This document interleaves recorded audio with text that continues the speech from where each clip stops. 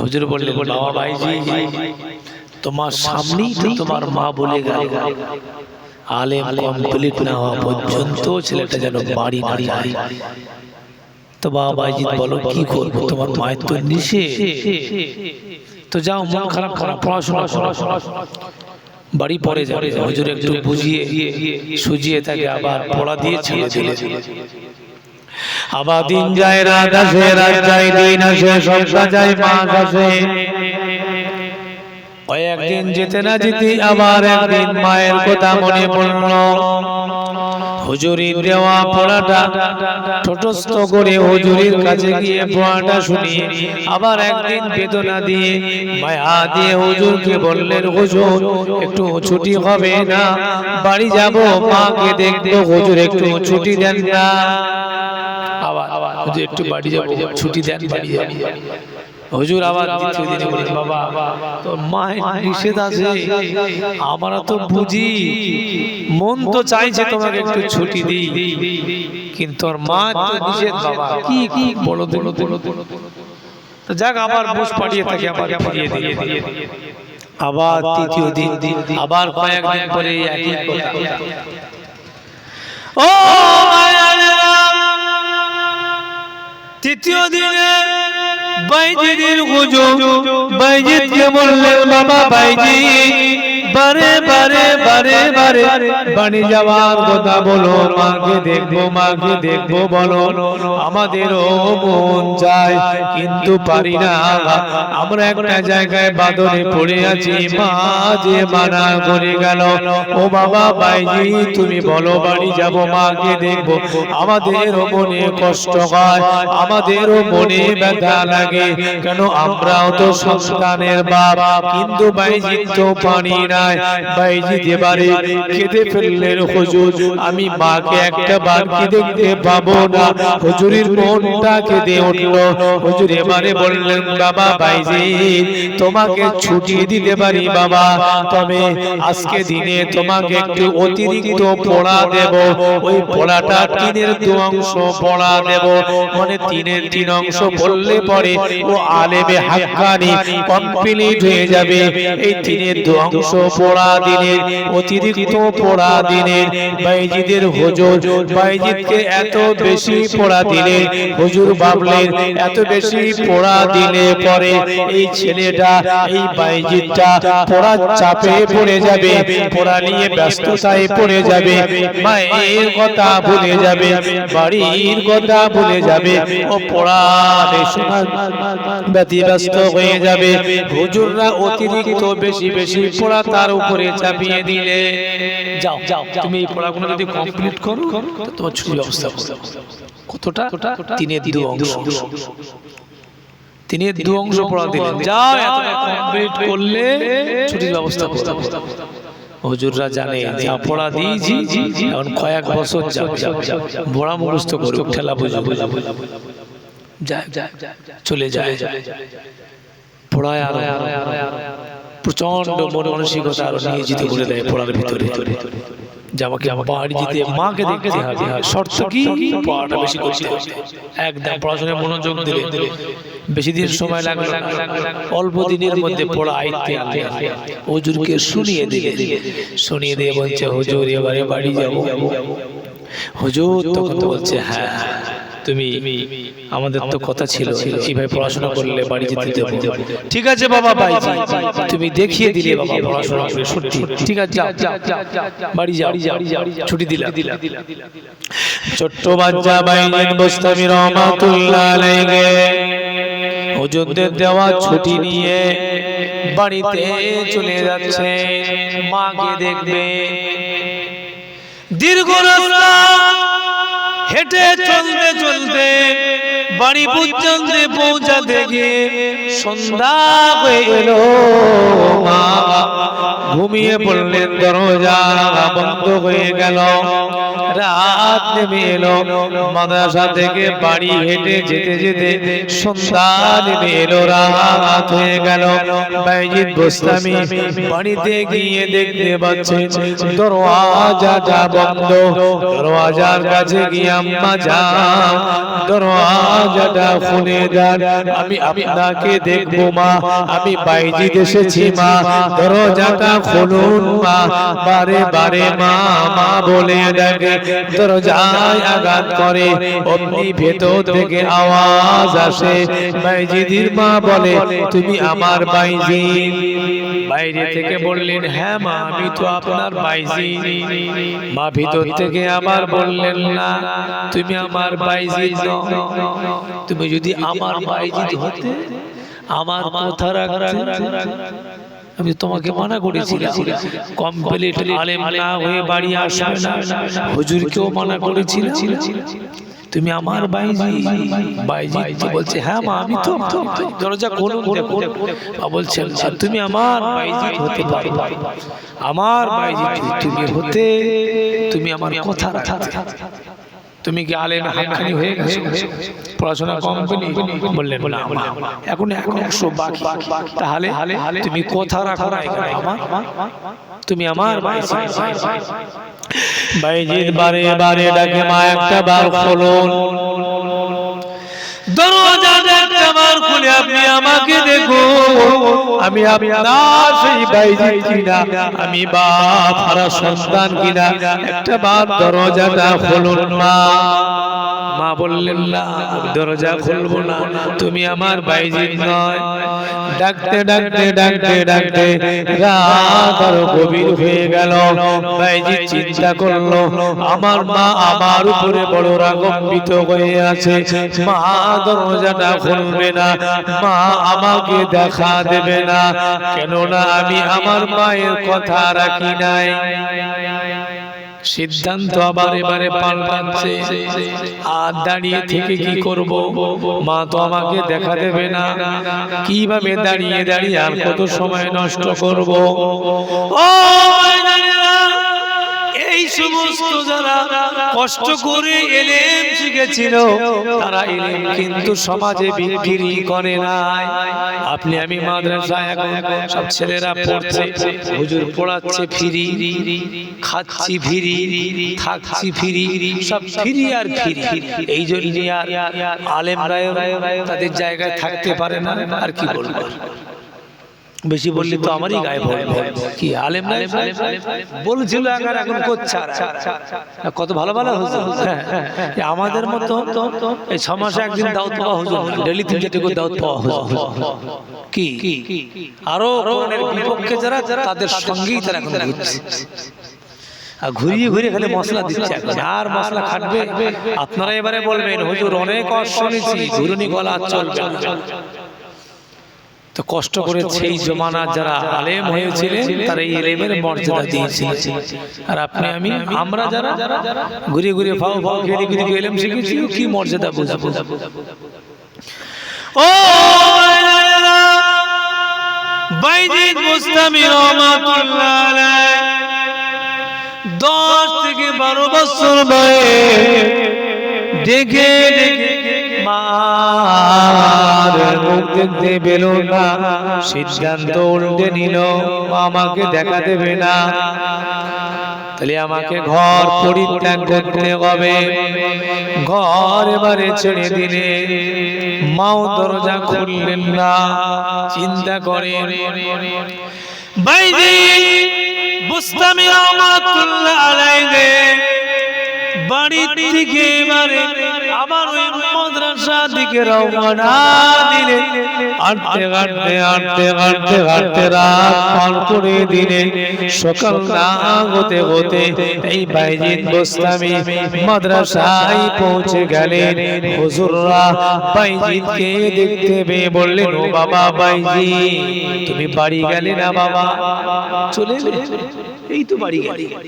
আবার ভোরের বেলা বাইজিদ কেঁদে ফেলে, হুজুর গেলাম, মা দেখা দিল, কি করব, কত সময় নষ্ট করব, চলে এলো। তো হুজুর সিদ্ধান্ত নিয়েছে বাড়ি আর যাব না। বলেন কষ্ট বাড়ি আর যাব কতদিন? যতদিন না পর্যন্ত আমি হাক্কানি আলেম না হতে পারি। এই মাদ্রাসায় যত ইলম কালাম আছে আপনাদের ভিতরে সঞ্চয় যতদিন না আমি করতে পারি, ততদিন আমি আর বাড়ি যাব না। আমি সিদ্ধান্ত নিয়েছি হুজুর আমি আর বাড়ি যাব না। হুজুররা তখন শান্ত, হ্যাঁ বাবা তুমি এইরকম সিদ্ধান্ত নাও, ঠিক করেছো, থাকো কমপ্লিট হবে তারপরে বাড়ি যাবে। বাইজিদ বোস্তামি রহমাতুল্লাহ আলাইহি মনে অনেক দুঃখ কষ্ট কিন্তু সব ভুলে গেলেন। ইলমে চর্চার জন্য, বিদ্যা অর্জনের জন্য শিক্ষায় নিয়োজিত হলেন। আবার ও আমার অল্প দিনের মধ্যে মাত্র তো এক অংশ বাকি ছিল কমপ্লিট হতে, এক অংশ বাকি রেখে বাড়িতে গেলেন। মা দেখা দিল না, এক অংশ বাকি। মাদ্রাসায় থেকে অল্প দিনে এই অল্প সময় বাইজিদ বোস্তামি রহমাতুল্লাহ আলাইহি ওই মাদ্রাসার সমস্ত ইলম কালাম সঞ্চয় তিনি করে নিলেন। মাশার কর্তৃপক্ষ, মাশার হুজুররা, গ্রামবাসীরা সকলেই আনন্দিত হলেন। বাইজিদকে পাখড়ি দেওয়া হবে, কমপ্লিট মাহফিল হবে, বক্তা আসবে, পাখড়ি দেওয়া হবে, সুনাম হবে গ্রামে। মিটিং ডাকলো, আলোচনা হয়ে গেল, অমুক দিনের সভা হবে।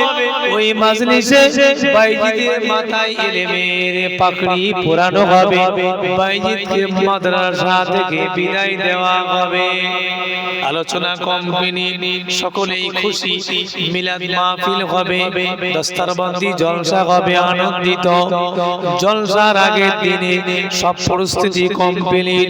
জলসার আগের দিনে এই বাইজিদ বোস্তামি রহমাতুল্লাহ আলাইহি হুজুর তিনি ঘুমিয়ে আছেন, রাত্রি নিদ্রায় চলে গেছেন, নিদ্রায় আরামে আছেন।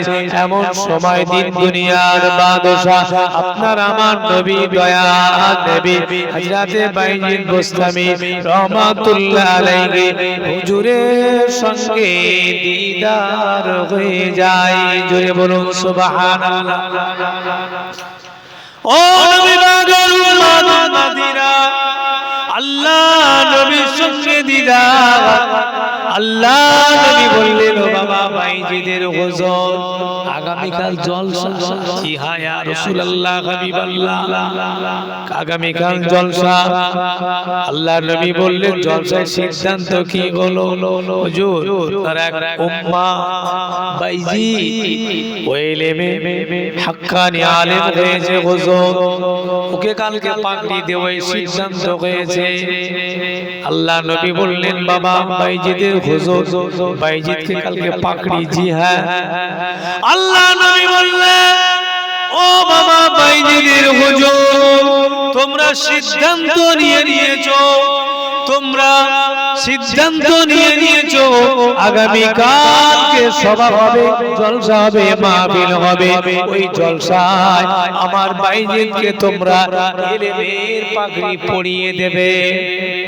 যে ইলম সঞ্চয় করেছে ইলমের পাগড়ি পরিয়ে দেওয়া হবে। বাইজিদ হুজুর বললেন, জি হ্যাঁ সেটাই করব আমরা।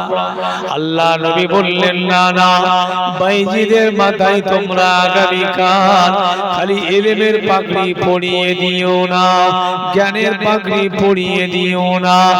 আমি আল্লাহ নবী বলছি আগামী কাল যে জলসা হবে ওই জলসাতে বাইজিদের মাথায় আর একটা পাগড়ি পরিয়ে দেওয়া হবে, ইলমে তাসাউফের পাগড়ি, ইলমে মারিফাতের পাগড়ি। আমি নবী বলছি বাইজিদের মাথায় তোমরা ইলমের খালি পাগড়ি পরাবে না, জাহিরি ইলমের পাগড়ি দেবে, বাতিনি ইলমের পাগড়িটা দেবে। আমি নবী বলছি আমার পক্ষ থেকে আধ্যাত্মিক বাতিনি ইলমে বাতিনি একটা পাগড়ি পরিয়ে দেবে, তোমাদের পক্ষ থেকে জাহিরি ইলমের পাগড়ি পরিয়ে দেবে। এই দুই পাগড়ি আমার বাইজিদের মাথায় পরিয়ে দিয়ে আগামী কাল জলসা কমপ্লিট করবে। জোরে বলুন সুবহানাল্লাহ। বাইজিদ বোস্তামি রহমাতুল্লাহ আলাইহি হুজুর এই স্বপ্ন যখন দেখলেন, আল্লাহ নবী এই কথা বলে আলাদা পৃথক হয়ে গেলেন। বাইজিদ বোস্তামির হুজুর খুব আনন্দে প্রকাশ প্রকাশ করলেন। কেননা ও ভাইজানেরা, যে ব্যক্তি নবীকে জীবিত অবস্থায় একটা বার দেখবে, আল্লাহর সাথ জাহান্নাম হারাম হয়ে যাবে, আল্লাহর আর দয়ার জান্নাত তার জন্য ওয়াজিব হয়ে যাবে। জোরে বলুন সুবহানাল্লাহ। কি ছাত্র পড়াশোনা করেছে, ছাত্রর ওসিলায় বাইজিদের হুজুর নবীর সঙ্গে দিদার, কম তাকদীর। তো যাই হোক, ঘুম থেকে উঠে কি আনন্দ রাখার জায়গা নেই। ভাইরে, কাকে পড়িয়েছিলাম, কে আমার ছাত্র, আমি কার হুজুর ছিলাম, যার ওসিলায় নবী আমার সঙ্গে দিদার দিল। তো যাই হোক, তড়িঘড়ি হুজুর সকাল হতে না হতে আবার মিটিং ডাকলে, ডেকে সব বললে। গ্রামবাসী, কমিটি, হুজুররা, গোটা স্টাফ সব আনন্দে আত্মহারা। কি ছাত্র আজকে বিদায় হবে, আবার একটা পাকড়ি আনা, জলসা। বাইজিদ বাস্তামি হুজুরের মাথায় পাকড়ি পরিয়ে দেওয়া হলো, দুই পাকড়ি পেঁচিয়ে দেওয়া হলো। পাকড়ি পরিয়ে দিয়ে মাশা কর্তৃপক্ষ সকলে চোখের পানি ফেলে বাইজিদকে বিদায় দেয়। বাইজিদ বাস্তামি আনন্দে আত্মহারা। মাকে অনেক কষ্ট, অনেক মা ছাড়া ছিল। দুই মাথায় পাকড়ি নিয়ে মানসার কেতাবাদি বুকে জড়িয়ে নিয়ে বাড়ির দিকে রওনা। মাকে এবারে দেখবে প্রাণ খুলে, এতিম বাচ্চা। হাঁটতে হাঁটতে হাঁটতে হাঁটতে বাইজিদ বাস্তামি হুজুর বাড়িতে চলে গেলেন। এবারে বাড়িতে গিয়ে দূর থেকে মা বলে ডাকলে, মাই ডাকে। এবারে সাড়া দিয়ে বললেন, বাবা আমার কোলে আয় বাবা। বহুদিন তোর থেকে আমি পৃথক ছিলাম, দূরে ছিলাম বাবা, তুই আমার বাইজিদ এবারে সঠিক এসেছিস। তবে বাবা আমার একটু কাছাকাছি আয় বাবা, আমার বয়স হয়ে গিয়েছে, আমি চোখে ভালো আর দেখি নাই, কানে ভালো শুনি নাই, ভালো চলতে ফিরতেও পারি নাই বাবা। একদিকে তোর বাপ নাই, অপরদিকে তুই মাদ্রাসায়, সব দিক থেকে আমার শরীর জর্জরিত বাবা, আমার কাছে আয়। এই দৃষ্টিটা সেইভাবে আগেকার দৃষ্টি নাই, দৃষ্টি হ্রাস হয়ে গিয়েছে, চোখে কম দেখি। আয় বাবা, কাছে চলে আয়। তুই আমার পেটে থাকা অবস্থায় আমি আল্লাহকে বারে বারে বলতাম, আল্লাহ এই সন্তানটা রেখে পিতা যখন বিদায় নিল, আল্লাহ আপনি আমাকে যেন বিদায় করবেন না। আমি এই আলেমের মুখটা না দেখে আমি কবরে যেতে চাই না। আমি আজকে রে গর্বিত, আনন্দিত, আমি আজকে আলেমের মুখ দেখবো বাবা। তুই আমার কাছে আয়, আমার দুই নয়ন ভরে আমি আলেমের মুখটা দেখবো বাবা। ও বাইজিদকে কাছে নিয়ে বাইজিদের মা বাইজিদকে জড়িয়ে ধরে, মা তো মায় হয়, জড়িয়ে ধরে চুমা দেয়, আদর আল্লাহ করে, কত না ভালোবাসা দেখায়। বাইজিদের মা অনেক ভালোবেসে পেয়ার করে, মহাব্বত করে, অনেক পরে এবারে মা জননী দুঃখের সঙ্গে বলছেন, বাবা বাইজিদ এই পৃথিবীতে আমি আর থাকতে চাই না। মা এবারে বলছেন, আমি আর থাকতে চাই না। বাইজিদ তো বলেন, কেন মা, কি কথা? وقضى ربك ألا تعبدوا إلا إياه وبالوالدين إحسانا। আল্লাহ আল্লাহ রাসূলের পরে মায়ের মর্যাদা সন্তানের কাছে, সেই মর্যাদা আমি পেয়েছি, সেবা যত্ন করব তো আমি। হুমা জান্নাতুকা ওয়া নারুকা, মা তুমি আমার বেহেশতি সম্পদ, তুমি আবার আমার ব্যবহারে বদদোয়া করলে আমি জাহান্নামী হব, তুমি আবার আমার ব্যবহারে দোয়া করলে আমি বেহেশতি হব। মা তুমি আমার বেহেশতি সম্পদ, তুমি কেন চলে যাবে? হায়াত আল্লাহর হাত, আল্লাহ নিলেই তো তুমি মুখ দিয়ে কেন বলো বিদায় হবে? আমি আলেম শিক্ষা করেছি, আমি এলেম হয়েছি, এলেম পেয়েছি, আমি আপনাকে সেবা যত্ন করব, আপনি চলে যাবেন তার মানে? মা বলছেন, না বাবা আমি আর এই পৃথিবীতে থাকবো না, চলে যাব। বাইজিদ বললেন, মা এতদিন আপনার ছেড়ে আমার ছেড়ে খেদমতের সুযোগ দেবেন না, চলে যাবেন বলছে। খেদমতের সুযোগ দেবেন না, খেদমত কি জানে? ও পিরানে পীর হযরতে শেখ আব্দুল কাদের জিলানী হুজুর একটা কিতাব লিখেছেন যার নাম গুনিয়াতুত তালিবিন নামক কিতাব। ওই কিতাবে বড় পীর সাহেব লিখেছেন, ও আমার মুরিদানেরা, তোমরা ফরজ নামাজ আদায় করেছো। কে লিখেছেন? বড় পীর সাহেব।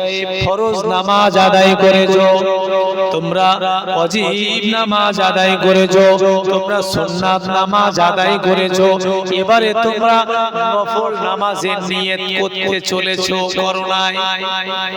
তাকবীর বলো নাই, তাহরিমা বাঁধো নাই, হাত উঠিয়েছো কিসের জন্য? নামাজের জন্য।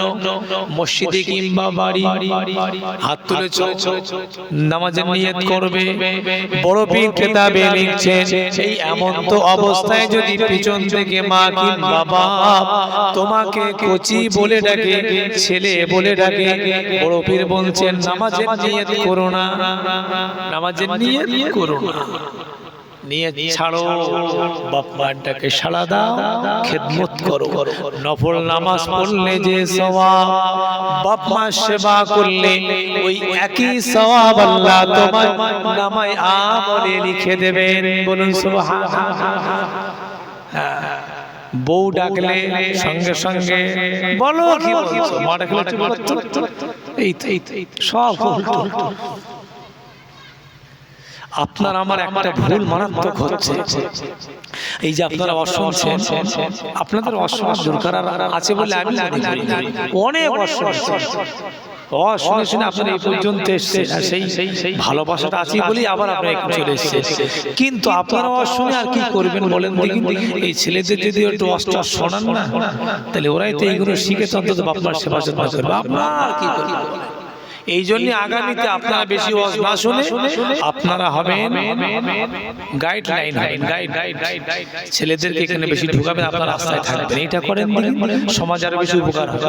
যেখানেই যাচ্ছি সেই সব যারা শ্রোতা সব মুরব্বী, আর মুরব্বীদের আপনারা কত বড় বড় হুজুরদের শুনে কত জীবনে শুনে শুধু ভালোবাসা, ওই যে যাকে ভালোবাসে তার কথাই সে শুনে, কোথায় বলে সেই ভালোবাসার স্থানে আপনারা বসেন। কিন্তু আমি যেটা বলছি, আপনারাই শুনছে আর ছেলেপিলেগুলো হো করে ঘুরছে, ওরা যদি এই সব ভালোবাসার কথা না শুনে তা আপনাকে কি করে সম্মান সেবা করবে বলেন?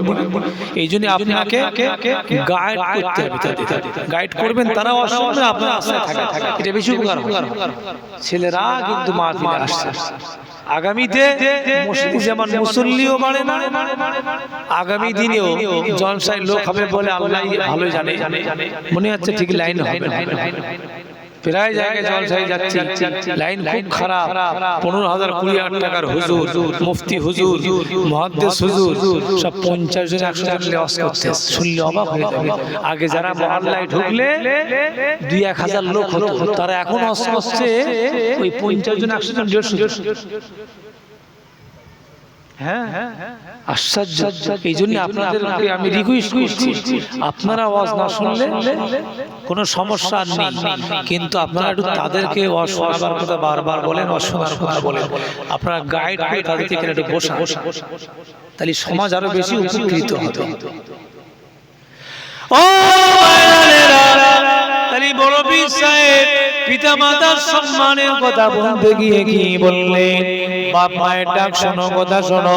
শুধু এটা নয়, কোরআনুল কারীম আল্লাহ বানি ইসরাঈল সূরাতুল বানি ইসরাঈলের মধ্যে আল্লাহ বললেন, উফি ওয়ালা তানহারহুমা ওয়া কুল্লাহুমা কওলান কারীমা। পিতা কিংবা মাতা উভয়কে কিংবা একজনকে যদি পেয়ে যাও, তাদের কথার উপরে বিরক্তি হয়ে উফ শব্দ ব্যবহার করো না, কওলান কারীমা, তাদের সামনে নরম নরম কথাটা তোমরা বলো। যদি হয়ে যায় উঁচু নিচু কথা, পরে মাপ চেয়ে নেবে, কিন্তু বইয়ের কাছে মাপ চাচ্ছে, বেটার খবর আছে বাপ মা। হ্যাঁ, এখন যে যতই বড় হুজুর হোক আর পুলিশ হোক আর নেতা হোক আর যাই হোক, সব কিন্তু বউকে ভয় করে আর কাউকে ভয় করে। ও সারাদিন অনেক মোস্তান দেখবেন, বাইরে বিশাল মোস্তান, ঘরে এসে না একদম নতে যায়। বাইরে বিশাল বড় নেতা, মেম্বার, প্রধান, এমএলএ বিশাল হুমকি দিচ্ছে, ঘর ভাঙবো, ঠ্যাং ভাঙবো, টিন ভাঙবো, আরো কত কি ভাঙবো ভাঙবো, সব ভাঙবো আর ভাঙবো। ভালোবাসার কথা নেই, ভাঙবো, গুড়িয়ে দেবো, এই গর্ব সেই গর্ব, দেখে লোক বুঝে লোক, পয়সা দিচ্ছিস কেন কেন? হ্যাঁ পয়সা তো সব বাড়ি বাড়ি দিচ্ছে। কি যে তেল আগে 70-75, এখন কত বেরিয়ে গেছে জানেন তো? প্রত্যেকটা মালে প্রচন্ড দাম বেড়েছে। আপনি সকাল থেকে সন্ধ্যা পর্যন্ত যত প্রোডাক্ট ব্যবহার করেন, যাই কিছু করেন সংসারে, নুন থেকে শুরু করে, চাল থেকে শুরু করে, আদা, রসুন, পেঁয়াজ, আরো কত নাম বলবো, এই সবটারই উপরে সরকার ট্যাক্স খায়। তা তোমার আমার মালে খাতে তোমার আমার দেবেন না, খাতে ঘর থেকে নেবে। তো যাই হোক, ওটা পরের পর সঙ্গে। তো যাই হোক, প্রিয় উপস্থিতি, এই পিতা মাতার কাছে এখন মানুষ জড়সড়, অথচ অন্য জায়গায় করে। কিন্তু না, আপনি আমি জড়সড় হব কার কাছে? পিতা মাতার কাছে জড়সড় নরম হব। অন্য জায়গায় একটু গরম হই, বউয়ের কাছে একটু গরম, ছেলের কাছে গরম, অন্যের কাছে গরম, এগুলো মানা যায়। পিতা মাতার কাছে খবরদার গরম নয়, ওখানেই থাকবে নরম। এই নরমের গরমের কথা বলতে একটু বলে ফেললাম। ও মায়েরা, পিছনের দিকে ফিরে যান।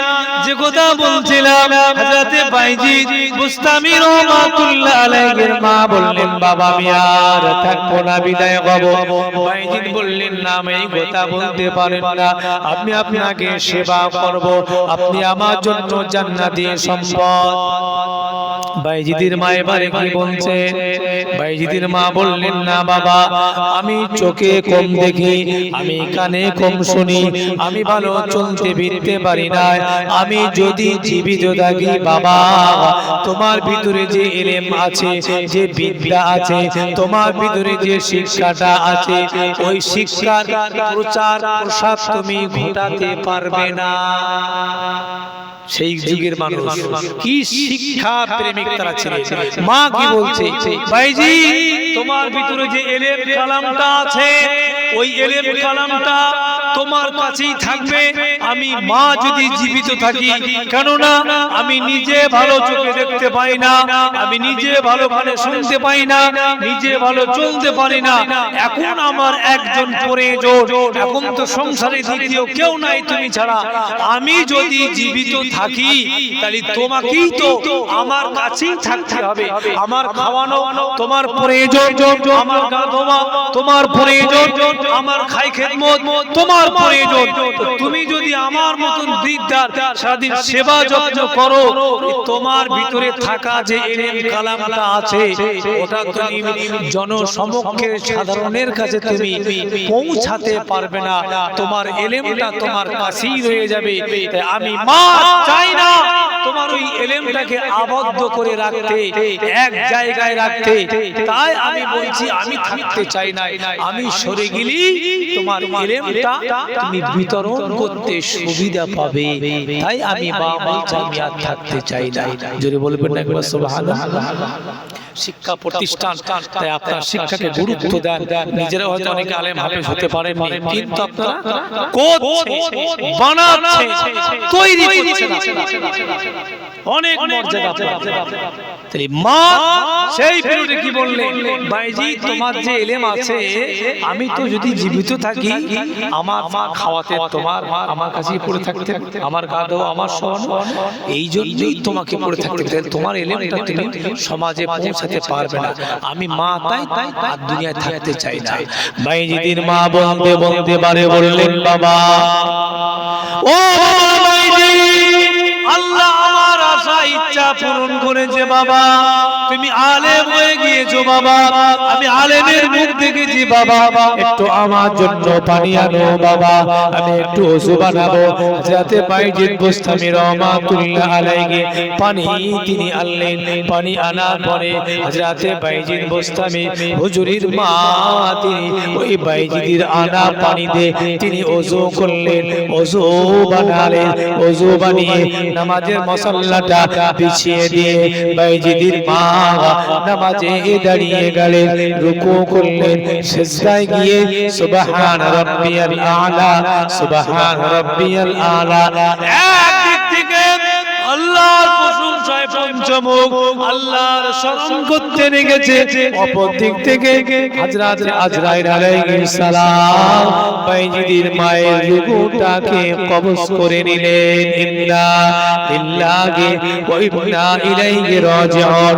ও ভাইজানেরা, বাইজিদ বুস্তামির মায়ের কি মরণ হয়ে গেল, কি ইমানি মরণ হলো, নামাজি হালাতে মরণ হয়ে গেল। এবারে বাইজিদ বুস্তামি রহমাতুল্লাহ আলাইহি মা যখন মারা গেল, মায়ের গোসলের ব্যবস্থা করলেন, জানাজার ব্যবস্থা করলেন, কাফন কাফনের ব্যবস্থা করলেন। কাফন কাফনের ব্যবস্থা করার পরে মার সমাধি সম্পন্ন করে যাতে বাইজিদ বুস্তামি রহমাতুল্লাহ আলাইহি ভারাক্রান্ত মন নিয়ে দুঃখিত মনে তিনি আল্লাহর কাছে রোনাজারি করতে করতে ঘুমিয়ে যান। এখনো আমার বিবাহ হয়নি, আমার বিবাহ হয়নি, আমি আমার এই জওয়ান বয়সে আমি বাবাকে হারালাম, আমি মাকে হারালাম, সর্বহারা দুনিয়ায় হয়ে গেলাম। চিন্তায় চিন্তিত কাঁদতে কাঁদতে রাত্রিতে নিদ্রায় চলে গেলেন। ও রাত গভীর হয়ে যায়, গভীর ভালোবাসার স্বপ্ন মা কবর থেকে বাইজিদকে স্বপ্ন দেখাতে লেগেছে। ও বাবা বাইজিদ, তুমি কেঁদো না, কেঁদো না, আল্লাহ আমার কবরে এত শান্তি ঢেলে দিয়েছে, আমার কবরে এত সুখ ঢেলে দিয়েছে বাবা। আল্লাহ বাগের কাছে আল্লাহ আমাকে এত শান্তি সুখ ঢেলে দিয়েছে বাবা, এই সুখ বুঝি আমার আর বন্ধ হবে না।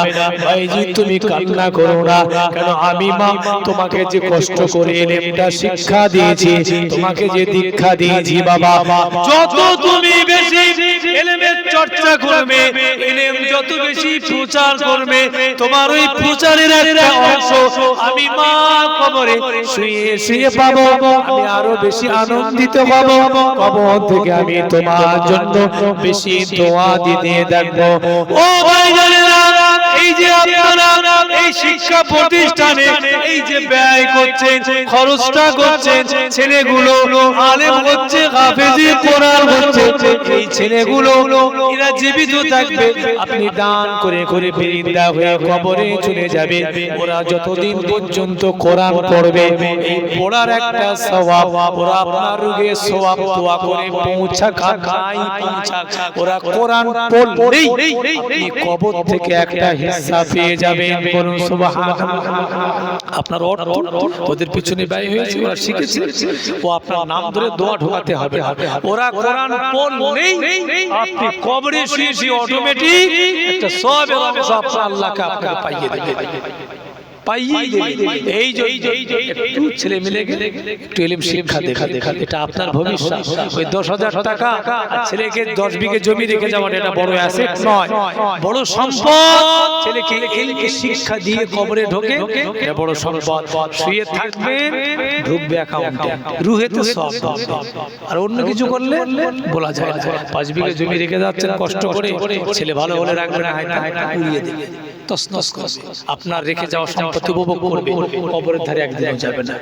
এই জন্যই কিছু দান করে যান, পরে একটু ইলম শিক্ষা দিয়ে কবরে ঢোকে, তাহলে এটা অব্যাহত থাকবে, ব্যয় হবে না। দরুদ শরীফ আল্লাহুম্মা সাল্লি আলা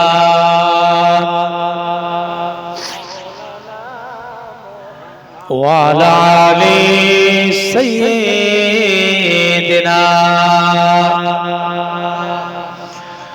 আমাদের প্রভু এক নবীর উম্মত, জীবন বিধান ওই শিবানী কোরআন। আমাদের প্রভু এক নবীর উম্মত, জীবন বিধান ওই শিবানী কোরআন। তবে কেন এক না ও হে মুসলমান, এক হও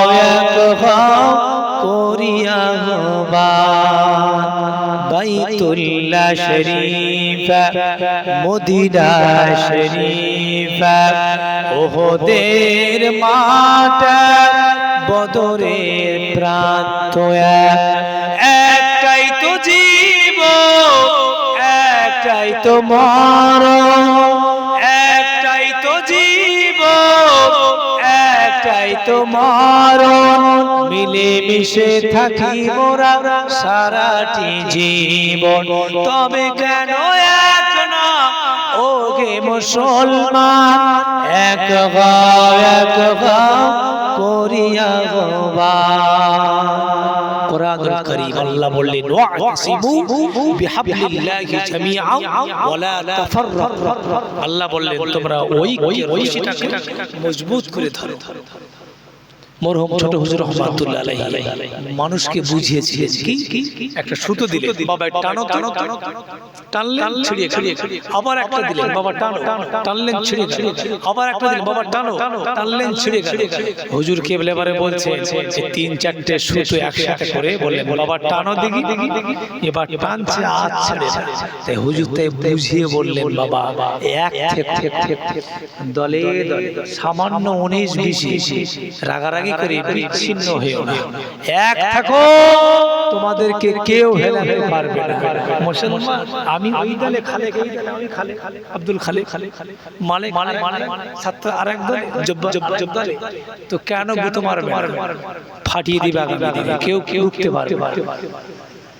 যদি এক থাকতাম পৃথিবীর শক্তির ক্ষমতা ছিল না আপনাকে আমাকে আপনার আমার ঐতিহ্যটাকে আমি হারিয়ে ফেলেছি আর এই ওয়াজেও কাজ হবে না আমি জানি তো বলতে হবে বলে যাচ্ছি কি যারা সামান্যই বিক্রি হয়ে যায় তারা আবার কিসের ঐক্য প্রিয় উপস্থিতি শেষ কথা কোরআনের কারখানা তাই বলতাম এই ওয়াজই করতাম না আমার তো সময় শেষ হয়ে গেছে একটুখানি বলে আজ আমার রাজ্য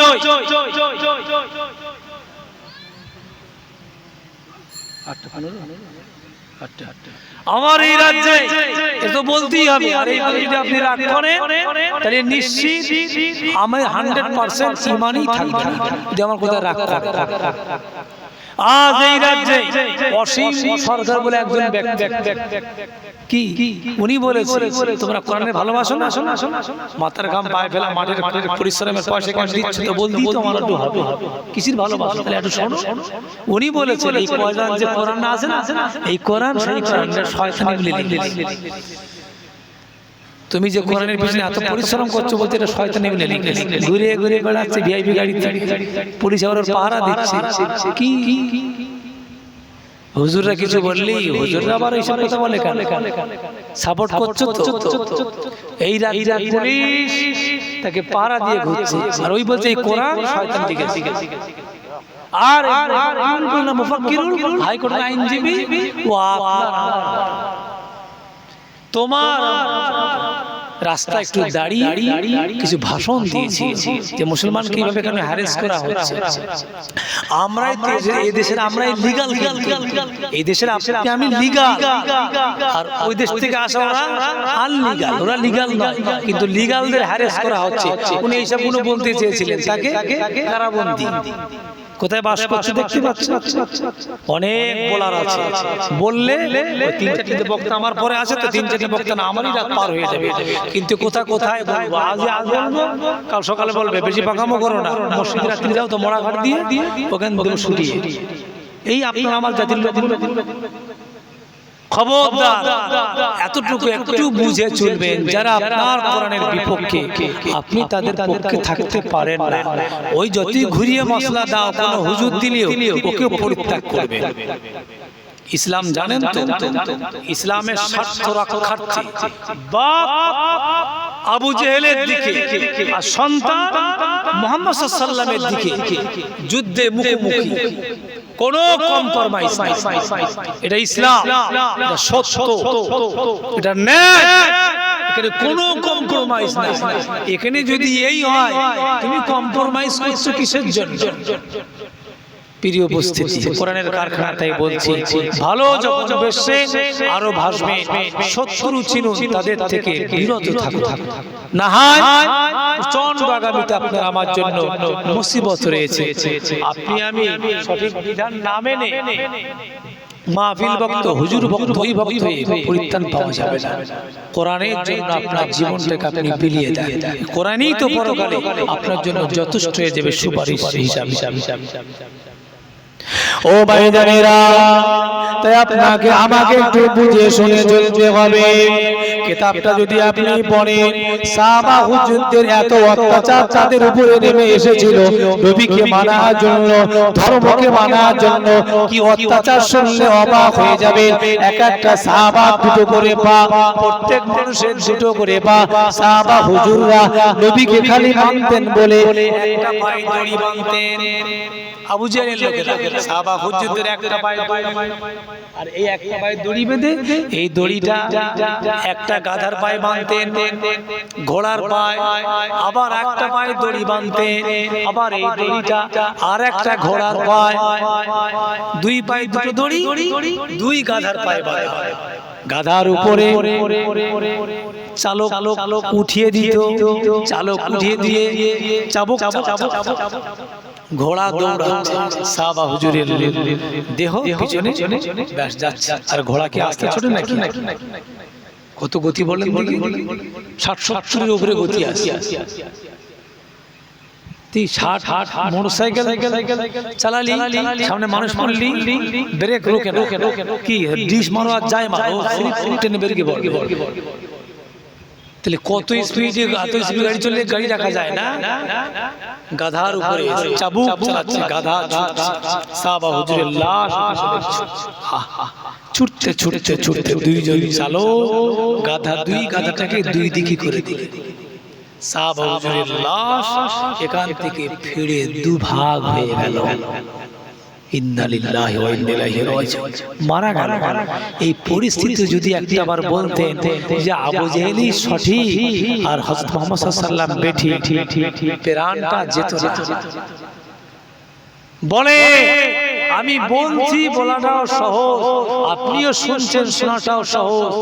কত কষ্ট বলে, শরীরটা চিড়িয়ে গেল। পারবেন? দুটো আঙুল চিপতে পারবেন? দেহটা চিড়িয়ে গেল, তবু ঈমান দেন। জানতে এখানে না এদিক ওদিক মানে যদি বা করি, আজ না হয় কাল না হয় পরশু, আগামী তো মরণ তো হবেই হবে। সুস্থ মরবে, অসুস্থ মরবে, বয়স্ক মরবে, জওয়ান মরবে, ধনী মরবে, দরিদ্র মরবে, মরণ সকলের জন্য সময়ের অপেক্ষা। তারা এটাই বুঝেছিলেন যে দুনিয়ার কষ্ট কোনো কষ্টই না, দুনিয়ার সুখ সুখই না। কেন? আপনার সারা জীবনের শান্তি যদি এক জায়গায় করে, সুখ শান্তি এক জায়গায় করে, বেহেশতের এক মুহূর্তের সুখ শান্তির সমপরিমাণ হবে না। আর দুনিয়ার কষ্ট যদি আপনি 60-70 বছরের কষ্ট যদি একত্রিত করে, জাহান্নামের এক মুহূর্তের কষ্ট সমপরিমাণ হবে না। তাহলে দুনিয়ার কষ্টই কষ্ট না, শান্তি শান্তি না, এটাকে নিয়ে বেশি ভাবা যাবে না। 60-70 বছরের জীবন, এই তো 60-70-50-40 বসে আছে, আর ক বছর, তারপরে বাপ্পার কাছে মিলিত হবে, আবার বাপ্পার কাছে তো ফিরে যাবে, কবরে ফিরে যাবে। এই জন্য লোভ লালসার দিকে বেশি না তাকিয়ে ঈমানটা কিভাবে লাস্ট পর্যন্ত টেকানো যায়, এইটা আপনাকে আমাকে একটু কিন্তু খেয়াল রাখতে হবে। ঈমানটাকে কিভাবে টেকানো যায়, ঈমান যদি টেকে আমল টিকবে, আমল টিকলে পরিত্রাণ পাবে। আর ঈমান যদি না টেকে তো আমলের প্রশ্নই আসে না। এই জন্য ঈমান টেকাতে গেলে একটু অটল অবিচল থাকতে হবে। কি বুঝলেন? কোথায় কোথায় ঈমান চলে যাচ্ছে, কোথায় কোথায় মানুষ বেঈমান।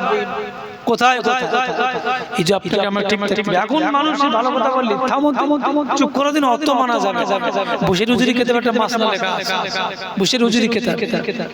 একজন মানুষ মদ খেয়ে যাচ্ছে, তাকে আপনি ধরলেন, ধরে বলছেন এই কেন এরকম মদ খেয়ে পাগলামো করিস, বিরক্তি করিস, খাস সমাজ খারাপ বলছে, লোকে খারাপ বলছে, আল্লাহর বিধানে হারাম। ও যদি বলেই ফেলে চুপ করতে গেলে মদ খাবো না, কি খাবো ব্যাস গেল। আর এখন মানুষ তো এরকম কথাবার্তা বলছে, আপনি যদি বুঝাবেন এই বেশি বুঝাস নি, দুনিয়ায় বাঁচতে হবে না, এটি ম্যানেজ করে চলতে হবে। কোথা কি আজে বাজে, আমি অবাক হয়ে যাই। এই সময় মানুষ কোথায় কোথায় আমার নেতা, আপনি ভাববেন না আমি আপনাকে হিট করছি, নয়, আমি বোঝাবার জন্য অন্তত আপনার ইমানটা রক্ষা পাক। কোথায় কোথায় মানুষ বলছে আমার নেতা, আমার নেত্রী, আমার কমান্ডো এই বলেছে, এই করতে হবে। আমি ভাবছি এদের জবানে খালি নেতা নেতা নেত্রী নেত্রী, আবার বলে আমার কমান্ডো। আরে বাবা কমান্ডো, দুদিন পর কমান্ডো। আল্লাহ কোরআনে কি বললে, ওই তাআজ্জানা রাব্বুকুম, আল্লাহ বললেন আমি রব বলছি আমার বান্দারা আমার দিকে এগিয়ে এসো, লাইন শাকারতুম লাযীদান্নাকুম, আমার শুকরিয়া করো আমি নিয়ামত বাড়িয়ে দেব, আমি নিয়ামত বাড়িয়ে দেব। অশুকরিয়া অকৃতজ্ঞ তোমরা হইও না, তাহলে ওয়ালা ইন কাফারতুম ইন্না আযাবি লাশাদীদ, আমি আল্লাহ আমার আযাবে গ্রেফতার করব। তো মানুষের জমানে মুসলমান বেশি, অন্য কেউ না, এরাই বেশি। খেলাবে জায়গায় জায়গায় খালি আমার নেতা, আমার নেত্রী, আমার কামনা, ওদের মুখ দেখতে চায় আর শুধু বলতে বন্ধে সেকেন্ডে বন্ধে মাত্রা। হ্যাঁ গো, কপালে জবানে জেকেন নেই, আল্লাহর ফিকির নেই, আল্লাহর স্মরণ নেই, খবরদার ঈমান বাঁচিয়ে কথা।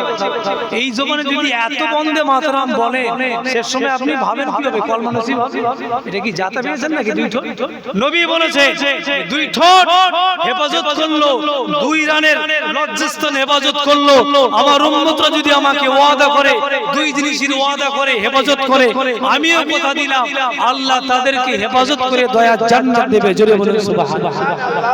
যাই চেতা মুসলমানের ছেলে খালি মুখে এই কথা, কি অবস্থা! আগে এত শুনতাম, আপনাদের অনুরোধ করছি আপনার ছেলেগুলোকে একটু লক্ষ্য রাখুন, ক্লাবে ঢুকতে দেবেন না, পার্টি অফিসে ঢুকতে দেবেন না, অন্তত বাড়িতে রাখুন, বন্ধু বান্ধবের সঙ্গে কথাবার্তা বলে খবরদার। এই কয়েকটা জায়গায় থেকে যত আপনি আপনার ছেলে মেয়েকে সরাতে পারবেন তত আপনি ঠিক থাকবেন, একদম তসরূপ হয়ে যাবে। সম্মানীয় ভাইরা, যে কথা বলছিলাম ইসলামকে রক্ষা করার জন্য, ইসলামকে মানার জন্য সাহাবা হুজুররা একজন একাধিক ব্যক্তি তারা জীবনটাকে উৎসর্গ করে দিয়েছে, তবু জীবনটাকে তারা বিলিয়ে দিয়েছে ইসলামের জন্য। তথাপিও আমার আল্লাহর কাছে তারা নিজেদেরকে সমর্পণ করে দিয়েছে, কিন্তু অন্যের কাছে তারা ছোট হয় না, নত হয় না। ও ইতিহাস কি বলে দেন, ইতিহাস কি সাক্ষী দেন, একটাবার কিতাবটা খুলে দেখেন না গেল একজন সাহাবা হুজুর আল্লাহর নবী দেখতে পাচ্ছে, নবী কেটে কেটে চলেছে, একজন সাহাবা হুজুরকে আবু জেহেল তাকে অ্যাটাক করেছে, তাকে বন্দী করেছে, তাকে ধরে রেখেছে। আল্লাহর নবী পাশ দিয়ে যাচ্ছেন, তার সঙ্গে সাক্ষাৎ হয়ে গেল। ওই সাহাবা হুজুরটা আল্লাহর নবীকে দেখে ফেলে বললেন, ইয়া রাসূলুল্লাহ হাবিবাল্লাহ, ইয়া রাসূলুল্লাহ হাবিবাল্লাহ, হুজুর বড় বিপদে, হুজুর বড় মুসিবতে। আল্লাহর নবীর ওই সময় ক্ষমতা ছিল না ওই আবু জেহেলের কাছ থেকে সাহাবা হুজুরটাকে উদ্ধার করা। নবী তখন সেই ক্ষমতা পায়নি, ক্ষমতা হয়নি। আল্লাহর নবী তার আওয়াজ শুনে নবীর বুকটা ফেটে যায়, কলিজা ফেটে যায়। আল্লাহর নবী বললেন, একটু ধৈর্য ধরো, সবর করো, একটু ধৈর্য ধরো, সবর করো। আল্লাহর নবী সেখান থেকে একটু এগিয়ে গেলেন।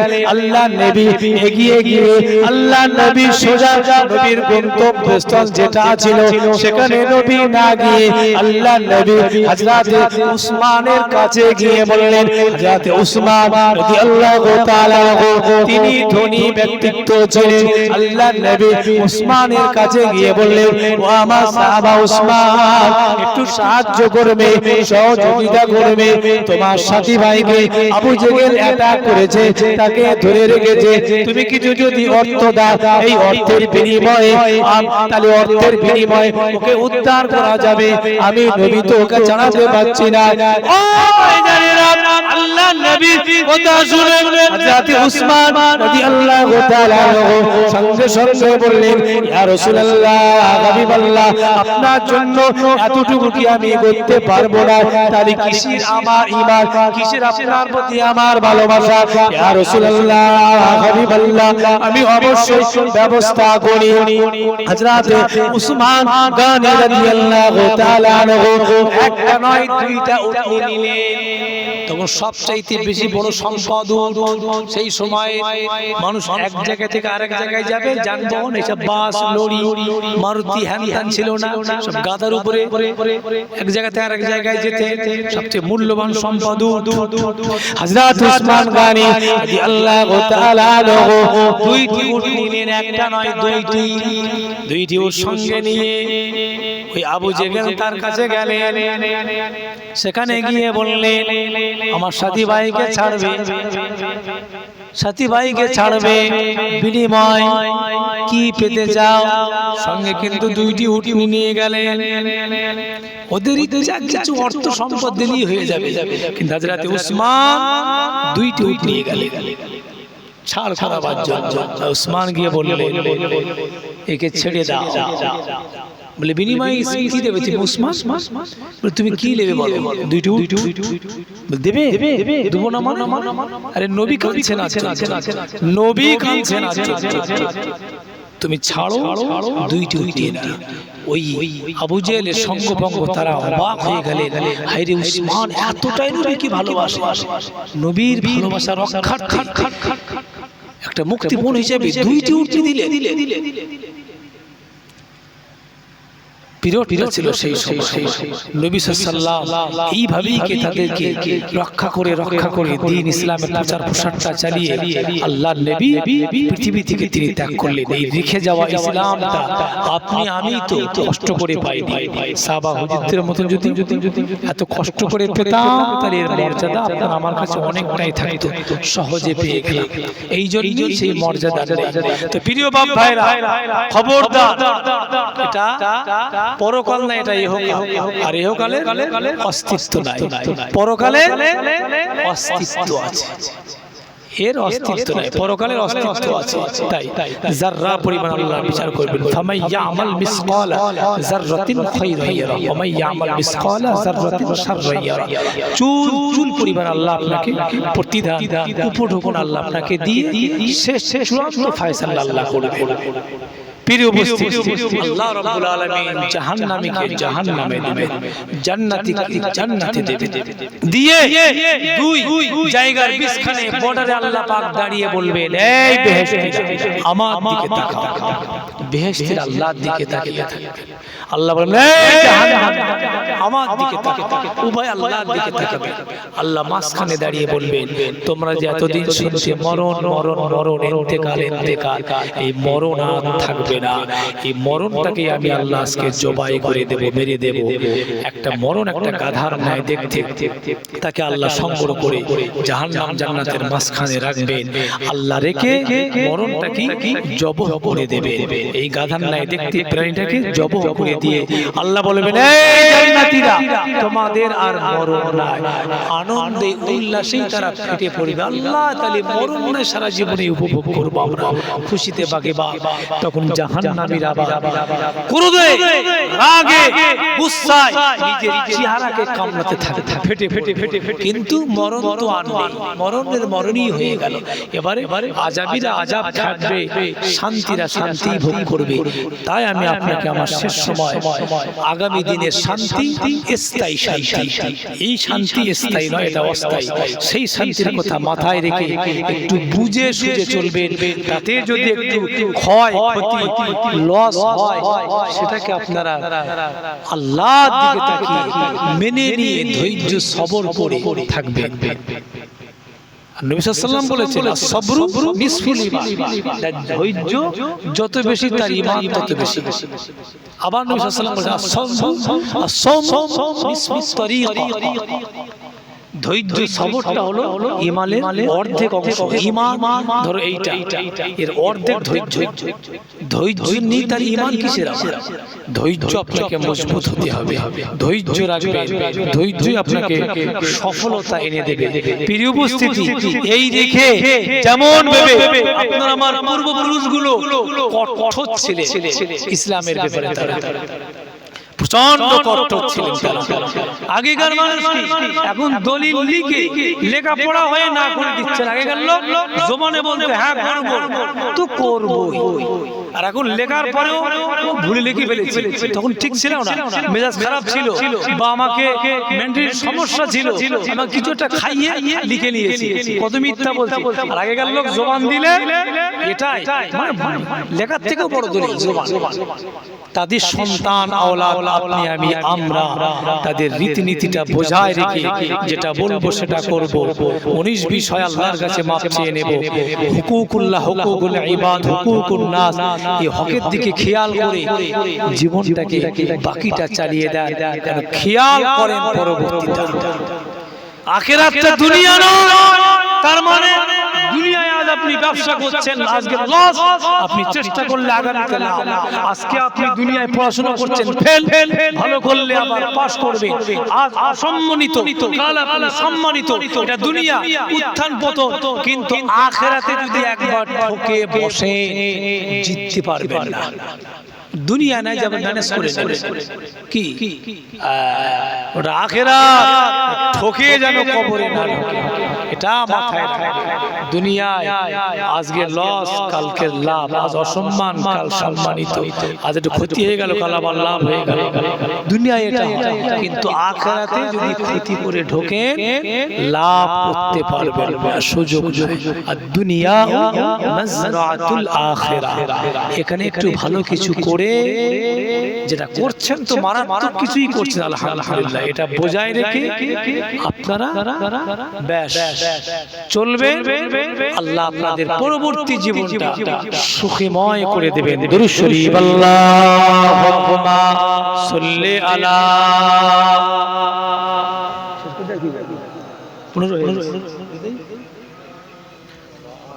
নামাজ বাপ ভাইরা, যাদের ওযু আছে তো মসজিদে ঢুকবেন, যাদের ওযু নাই ওযু করে মসজিদে ঢুকবেন, নামাজ পড়েন। আমার পরই বঙ্গের খ্যাতনা মাওলানা হযরতরা আসবেন, আলহামদুলিল্লাহ। যাদের ওযু নাই ওযু করে মসজিদে ঢুকি, আজান হবে, নামাজ হবে।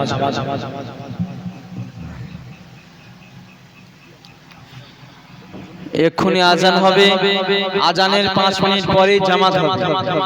এখন আজান হবে, আজানের